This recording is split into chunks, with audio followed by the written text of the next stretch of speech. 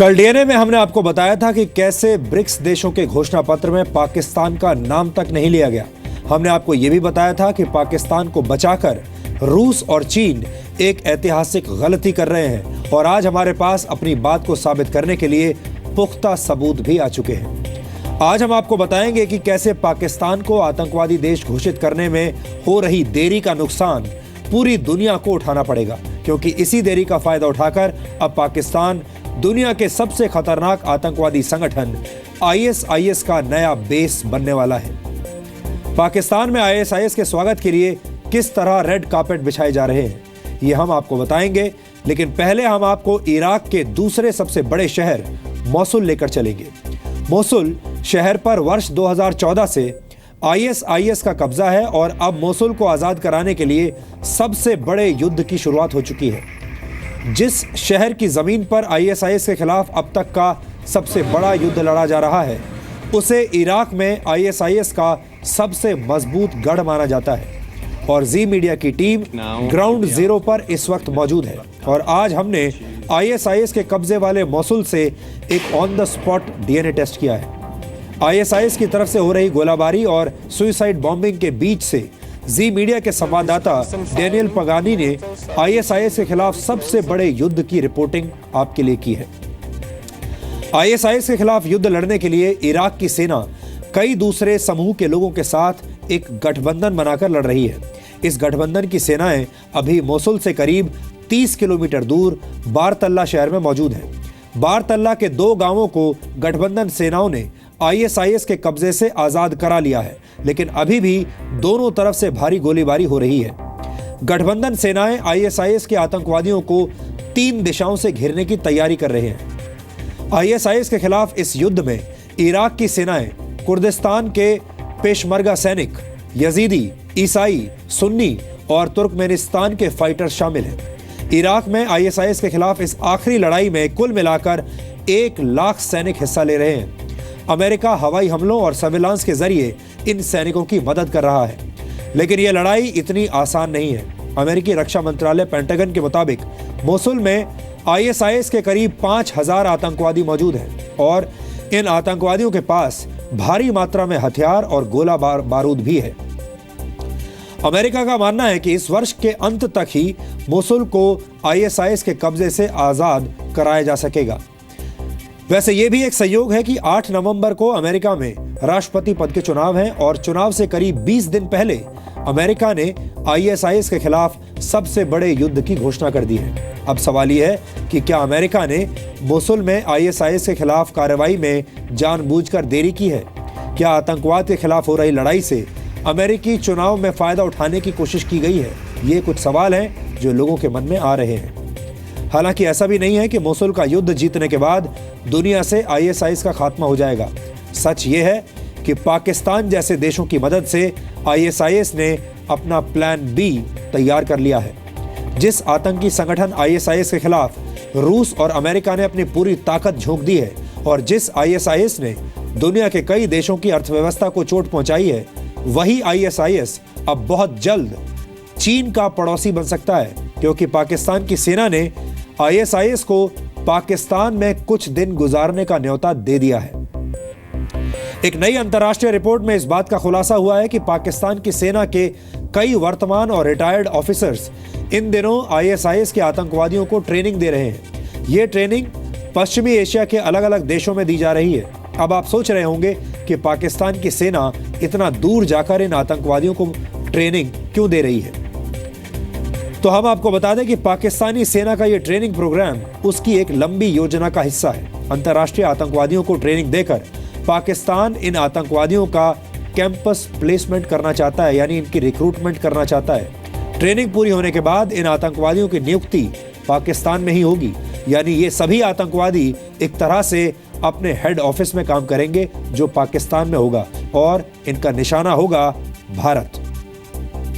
Report में यह दावा भी किया गया है कि आईएसआईएस के 26 बड़े आतंकवादी सीरिया और इराक से भागने की फिराक में हैं और पाकिस्तान इन आतंकवादियों को जिहादी छुट्टियों का ऑफर दे चुका है, यानी ये पाकिस्तान आ सकते हैं। इन आतंकवादियों को अफगान बॉर्डर के रास्ते पाकिस्तान में लाने की कोशिशें चल रही हैं। लेकिन सबसे ज्यादा चिंता की बात यह है कि पाकिस्तानी सेना ने इन आतंकवादियों को शरण देने के बदले में इनके सामने एक शर्त रख दी है, और वो शर्त यह है कि इन आतंकवादियों को भारत के खिलाफ हमले करने होंगे। पूरी दुनिया ये बात जानती है कि इस्लामिक स्टेट एक ऐसा संगठन है जो दुनिया के किसी एक हिस्से तक सीमित नहीं है। ऐसे में अगर पाकिस्तानी सेना की ये कोशिश पूरी हो गई तो फिर रूस को उसी पाकिस्तान के खिलाफ लड़ना पड़ेगा जिसका जिक्र ब्रिक्स के घोषणा पत्र में नहीं किया गया, और चीन भी अपना व्यापार छोड़कर आतंकवाद से लड़ने पर मजबूर हो जाएगा। चीन को यह याद रखना चाहिए कि इस्लामिक राष्ट्र कायम करना पाकिस्तान का भी सपना है, और पाकिस्तान के सौजन्य से दक्षिण एशिया के बड़े इलाके पर ISIS जैसे आतंकवादी संगठन का कब्जा हो सकता है, ये संभव है। और इससे चीन को अपनी महत्वाकांक्षी योजनाएं रद्द करनी होंगी। उसे चाइना पाक इकोनॉमिक कॉरिडोर बनाने के सपने को भी भूल जाना होगा, और इसी के साथ उसका खुद का सुपर पावर बनने का सपना भी टूट जाएगा। हमने मोसुल में कमजोर हो रहे और पाकिस्तान में मजबूत हो रहे ISIS का एक ऑन द स्पॉट विश्लेषण किया है। इराक में युद्ध के मैदान से जी मीडिया की ये साहसिक रिपोर्टिंग आज आपको जरूर देखनी चाहिए।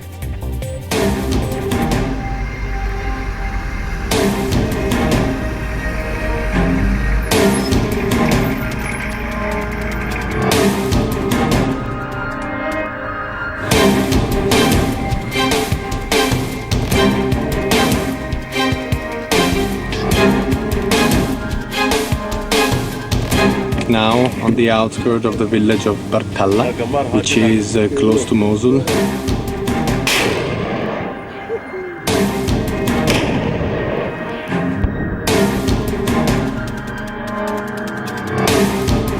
There is constant firing, mortars are reaching very close.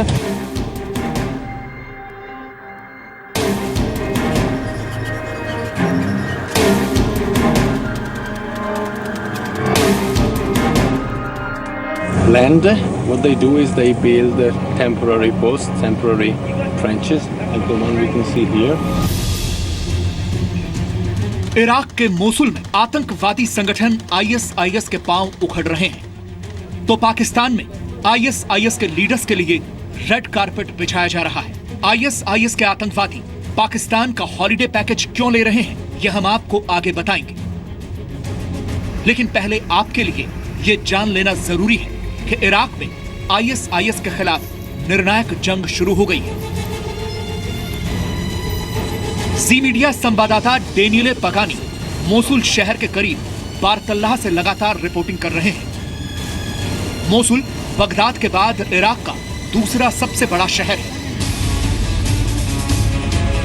और यहां अब भी ISIS के आतंकवादियों का कब्जा है। लेकिन अब ISIS के खिलाफ करीब 1 लाख सैनिकों ने जंग छेड़ दी है। जी न्यूज ने ISIS के खात्मे के लिए शुरू की गई इस जंग का on the spot DNA test किया है। यह वो सड़क है जो बारतल्लाह को मोसुल से जोड़ती है, और इस सड़क के आखिर में मोसुल के पहले गांव को ISIS से आजाद करा लिया गया है। लेकिन इराकी और पश्मेरगा सैनिकों को रोकने के लिए ISIS इस सड़क पर भी हमले कर रहा है। We received the news that 2 of the villages in the outskirts of Bartella, which is a bigger town, have been liberated, but it is not safe to reach there because ISIS counter-attacked. So the road from where we are right now to the first of the villages there is fighting going on exactly on that road. माना जा रहा है कि Mosul में करीब 5 से 7 हजार ISIS के आतंकवादी मौजूद हैं, जो सेनाओं को रोकने के लिए गोलाबारी के साथ साथ सुसाइड बॉम्बिंग भी कर रहे हैं। इसलिए ISIS से युद्ध लड़ रही गठबंधन सेनाएं पूरी तैयारी के साथ आगे बढ़ रही हैं। As soon as they advance and they conquer land, what they do is they build temporary posts, temporary trenches, like the one we can see here, in order to protect them, and this will be a firing position for heavy machine gun or probably mortars. This is all very quick. As soon as they advance, excavators reach the place and start working, and in 20 minutes they more or less trenched all the front line that they have conquered. Mosul शहर को ISIS के 5 से 7 हजार आतंकवादियों से आजाद कराने के लिए करीब 1 लाख से ज्यादा सैनिकों को मैदान में उतारा गया है। इनमें करीब 54,000 इराकी सैनिक, 40,000 कुर्दिश पश्मेरगा सैनिक, 14,000 पैरामिलिट्री के जवान, 9,000 सुन्नी लड़ाके और 5,000 ईसाई, यजीदी और तुर्कमेनी सैनिक हिस्सा ले रहे हैं। अब टीवी पर पहली बार आप आईएसआईएस और गठबंधन सेनाओं के बीच चल रहे युद्ध की सीधी तस्वीरें फ्रंट लाइन से देखेंगे। We're moving forward with the car. Let's see what happens. Reaching the most advanced front line. So behind my shoulder there is Bartalla, the big village that the Peshmerga line will enter. But before that village, behind the hills, there is fighting. There is fighting going on right now. Mortars are coming and going back because ISIS has a strong presence in this very small village. Quickly going back, there is mortar firing. One just went there. The second one right there, and it means we are too close, and so we're going to go back and go back within the line. It's too risky. Mosul को आजाद कराने के लिए इराकी सेनाओं ने दक्षिण से हमला बोला है, जबकि पश्मेरगा सेनाएं उत्तर और पूर्वी दिशा से आगे बढ़ रही हैं। ये सेनाएं धीरे धीरे मोसुल की तरफ आगे बढ़ रही हैं और इस बीच एक एक कर कई शहरों और गांवों को आजाद कराया जा रहा है। अभी सेनाएं मोसुल से करीब 30 किलोमीटर की दूरी पर हैं। अमेरिका को उम्मीद है कि साल के अंत तक गठबंधन सेनाएं मोसुल को आजाद करा लेंगी।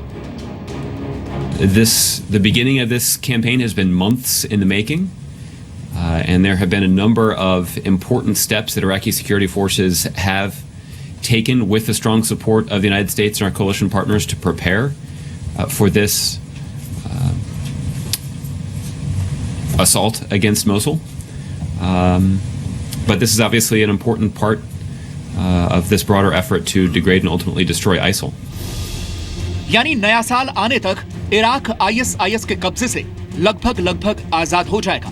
जमीन पर इराक की सेनाएं आईएसआईएस से लड़ रही हैं, तो इराकी कुर्दिस्तान इलाके के जवान, जिन्हें पश्मेरगा कहा जाता है, वो भी आईएसआईएस को चारों तरफ से घेर रहे हैं। इस ऑपरेशन में अमेरिका और दूसरे देश हवाई हमलों के जरिए मदद कर रहे हैं। ये ऑपरेशन इराक में आईएसआईएस के खिलाफ चलाए गए सबसे बड़े ऑपरेशंस में से एक है। आशंका जताई जा रही है कि इस पूरे ऑपरेशन से करीब 10,50,000 लोग प्रभावित होंगे और इन लोगों को बचाने के लिए 2016 की सबसे बड़ी मानवीय राहत की जरूरत होगी। The offensive against the city of Mosul, the last stronghold of the Islamic State in Iraq, has officially started this morning. The Iraqi army will attack from the south, from the base of Gayara, and from the north and from the east, the Peshmerga will attack. We have been to the front line this very morning, close to the city of Bartalla, which is on the eastern side of Mosul, roughly 30 kilometers from the Islamic stronghold in Iraq. Fighting is still going on, and the Peshmerga army is facing a fierce resistance. We have been witnessing mortars, heavy mortars attacks, and we had to leave the front line because it was too dangerous.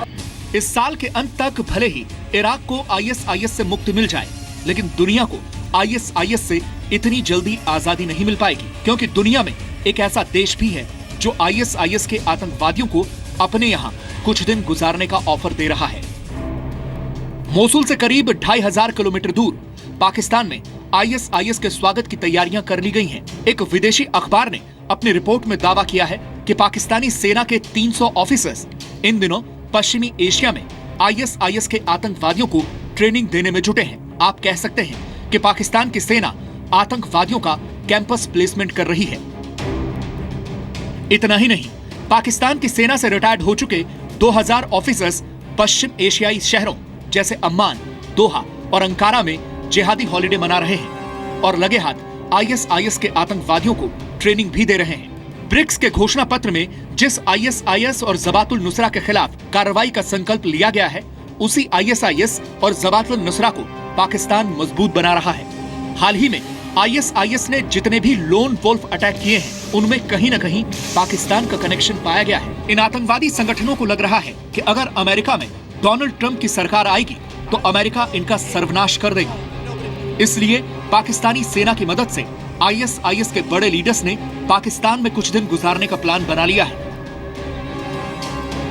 Reports के मुताबिक ISIS के 26 बड़े नेता Afghan border के रास्ते पाकिस्तान में दाखिल होने की कोशिश कर रहे हैं, लेकिन पाकिस्तान आईएसआईएस के खतरनाक आतंकवादियों को इतना भारी डिस्काउंट सिर्फ जिहादी भावना की वजह से नहीं दे रहा, बल्कि उसने इसके लिए आईएसआईएस के सामने एक शर्त रख दी है। पाकिस्तान आईएसआईएस के इन आतंकवादियों का कैंपस प्लेसमेंट सिर्फ इस शर्त पर करेगा कि ये आतंकवादी भारत के खिलाफ ऑपरेशंस में पाकिस्तान की मदद करेंगे। आप कह सकते हैं कि पाकिस्तान भारत को आईएसआईएस के खिलाफ उसी युद्ध में धकेलना चाहता है जिसमें अमेरिका और रूस उलझे हुए हैं। यानी आईएसआईएस के इस्लामिक साम्राज्य स्थापित करने के सपने को पाकिस्तान किसी भी कीमत पर पूरा करने में जुट गया है और अब भारत को अपनी तैयारियां और मजबूत करनी होंगी, क्योंकि बहुत मुमकिन है कि आईएसआईएस के खिलाफ अगला युद्ध दुनिया मोसुल में नहीं पाकिस्तान में लड़ने पर मजबूर होगी। इराक के मोसुल से डेनियल पगानी के साथ ब्यूरो रिपोर्ट, जी मीडिया। और यहाँ पर आपको इस ऑपरेशन से जुड़ी एक खास बात और बता दें। पिछले 1 वर्ष में आईएसआईएस अपने हिस्से की आधी से ज्यादा जमीन गंवा चुका है, खो चुका है और वो लगातार कमजोर हो रहा है। इराक के मोसुल में जो युद्ध चल रहा है इस वक्त, पहली बार उसका लाइव टेलीकास्ट फेसबुक पर किया जा रहा है। इराक और कुर्दिस्तान के कई टीवी चैनल्स और कई विदेशी मीडिया संस्थान इस युद्ध का सीधा प्रसारण फेसबुक के जरिए कर रहे हैं। ये मानव इतिहास में शायद पहली बार है जब आम लोग किसी इलाके में आगे बढ़ती सेनाओं को सोशल नेटवर्क के जरिए लाइव देख पा रहे हैं। हमारे देश में बलात्कार के खिलाफ कड़े कानून बनाए गए हैं, लेकिन आपने ये भी देखा होगा कि अपराधियों पर इन कानूनों का कोई असर नहीं हो रहा है और बलात्कार की घटनाएं रुक नहीं रही बल्कि बढ़ती ही जा रही हैं। इसलिए हमने सोचा कि हम दूसरे देशों की व्यवस्था का एक विश्लेषण करें और ये देखें कि दूसरे देशों में बलात्कार की समस्या का इलाज किस तरह किया जा रहा है। और इसके लिए आज हम इंडोनेशिया में महिलाओं और बच्चों की रक्षा के लिए बनाए गए एक क्रांतिकारी कानून का एक छोटा सा संक्षिप्त डीएनए टेस्ट करेंगे। इंडोनेशिया में बलात्कार के दोषियों को अब ऐसी सजा दी जाएगी जिसके बारे में किसी ने सपने में भी नहीं सोचा होगा। इंडोनेशिया में रेप के खिलाफ बनाए गए नए कानून के मुताबिक बच्चों के साथ बलात्कार के दोषियों को नपुंसक बनाया जा सकता है और दोषियों के शरीर में महिलाओं वाले हार्मोन्स भी डाले जा सकते हैं। इतना ही नहीं, बलात्कार के गंभीर मामलों में दोषी को मौत की सजा भी दी जा सकती है, जो कि हमारे देश में भी है। इंडोनेशिया के नए कानून के मुताबिक महिलाओं के साथ और खास तौर पर बच्चों के साथ बलात्कार करने वाले दोषी लोगों के नाम सार्वजनिक कर दिए जाएंगे और उनकी हरकतों पर नजर रखने के लिए इलेक्ट्रॉनिक चिप भी लगाए जाएंगे। यानी अगर सजा काटने के बाद ये लोग जेल के बाहर आएंगे भी, तब भी इनके शरीर में इलेक्ट्रॉनिक चिप लगा दिए जाएंगे ताकि इन पर नजर रखी जा सके। ये चिप सजा पूरी होने के बाद भी दोषियों के शरीर में ऐसे ही लगे रहेंगे। वैसे आपको जानकारी दे दें कि बलात्कारियों को नपुंसक बनाने जैसी सजा पोलैंड, दक्षिण कोरिया, रूस और कुछ अमेरिकी राज्यों में भी दी जाती है और सऊदी अरब में तो रेप का आरोप साबित होने पर मौत की सजा दी जा सकती है। इस साल मई में इंडोनेशिया में 14 साल की एक लड़की के साथ 12 लोगों ने बलात्कार किया था और फिर उसकी हत्या कर दी थी। इसके बाद पूरे इंडोनेशिया में विरोध प्रदर्शन हुए और सरकार को रेप की सजा से जुड़े नए और सख्त कानून बनाने पड़े। आपको याद होगा, यह घटना भारत के निर्भया रेप कांड से काफी मिलती जुलती है और आपको यह भी याद होगा कि निर्भया गैंग रेप कांड के बाद महिला सुरक्षा से जुड़े कानूनों में काफी बदलाव किए गए थे और कानूनों को पहले से ज्यादा सख्त बनाया गया था। फिर भी भारत में बलात्कार के मामले लगातार बढ़ रहे हैं और कम नहीं हो रहे। हमने इस विषय पर रिसर्च किया तो यह भी पता चला कि भारत में 2015 में बलात्कार के करीब 34,000 मामले सामने आए थे। इन आंकड़ों के मुताबिक भारत में हर रोज करीब 95 महिलाओं के साथ रेप होता है, यानी हर 15 मिनट में भारत में कोई ना कोई महिला बलात्कार की शिकार होती है। हमें लगता है कि बलात्कार के गंभीर मामलों के लिए भारत में भी और सख्त कानूनों की जरूरत है ताकि बलात्कार के दोषी को सजा पूरी होने के बाद भी ये याद रहे कि उसने कितनी बड़ी गलती की थी। और इसीलिए अब हम बाकी देशों की स्टडी कर रहे हैं। हालांकि हम नेताओं की तरह उन देशों में स्टडी टूर्स पर नहीं जाएंगे, यहीं बैठकर स्टडी कर रहे हैं, लेकिन ये स्टडी करके हम आप तक ये बातें जरूर पहुंचाएंगे कि हमारे देश में सुधार करने के लिए हम किस किस व्यवस्था से क्या क्या सीख सकते हैं।